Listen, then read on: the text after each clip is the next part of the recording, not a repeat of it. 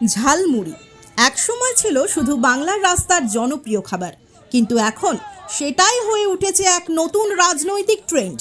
2026-এর বিধানসভা নির্বাচনের প্রচারে এসে কলকাতার রাস্তায় ঝালমুড়ি কিনে খেতে দেখা গিয়েছিল প্রধানমন্ত্রী নরেন্দ্র মোদীকে। আর তারপর থেকেই যেন ঝালমুড়ি নিয়ে নতুন উন্মাদনা ছড়িয়ে পড়ে গোটা বাংলায়।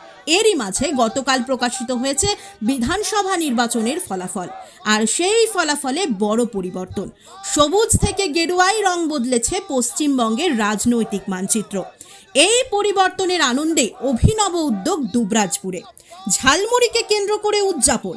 দুবরাজপুর ব্লকের বিজেপি কর্মকর্তাদের উদ্যোগে আয়োজন করা হয় ঝালমুড়ি বিতরণ কর্মসূচি। স্থানীয় মানুষের হাতে তুলে দেওয়া হয় এই জনপ্রিয় খাবার, যা এখন শুধু খাবার নয়, এক প্রকার প্রতীক। এই অনুষ্ঠানে উপস্থিত ছিলেন দুবরাজপুর বিধানসভা কেন্দ্রের বিধায়ক অনুপ সাহা। কর্মীদের সঙ্গে আনন্দ ভাগ করে নেন তিনি। রাজনৈতিক পরিবর্তন আর তার উদযাপন একেবারে দেশি টাচ। ঝালমুড়ি এখন শুধু স্বাদের নয়, সময়েরও প্রতীক। একটু দাঁড়াও, কাজটা করে নি, তারপর তো করো।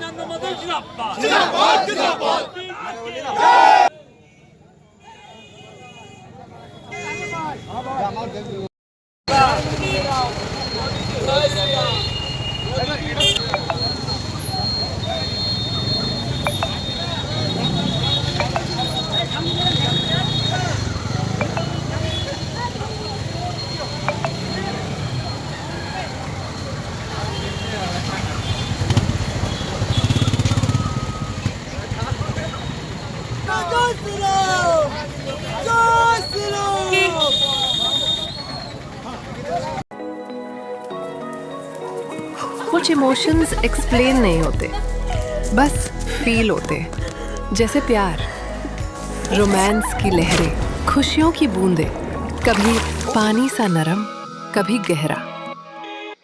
Senco elements of love. বাংলায় একটা প্রধান খাবারের মধ্যে হচ্ছে মুড়ি। তা আমরা এটা খেয়েই থাকি। আমরা যখনই বাড়িতে থাকি, রাস্তাঘাটে যাই, যেখানেই যাই, বাংলার অলিতে গলিতে আপনারা কিন্তু মুড়ি পাবেন। তাই ঝালমুড়িটা কোনো বিশেষ বিষয় নয়, বাংলার প্রধান খাদ্যের মধ্যে একটা খাদ্য। আমরা সবাই মিলে আজকে সেটা আনন্দ করে ভাগ করে নিলাম। এই জয় আমাদের বাংলার প্রত্যেকটা মানুষের জয়। পৃথিবীতে যেখানেই বাঙালিরা আছে, যে দেশেই আছে, তারা প্রত্যেকেই তাকিয়েছিল গতকালকের ফলাফলের উপরে। আর এই জয় হয়েছে বাংলার আপামর সমস্ত মানুষের। তাই সমস্ত মানুষকে ধন্যবাদ জানাই।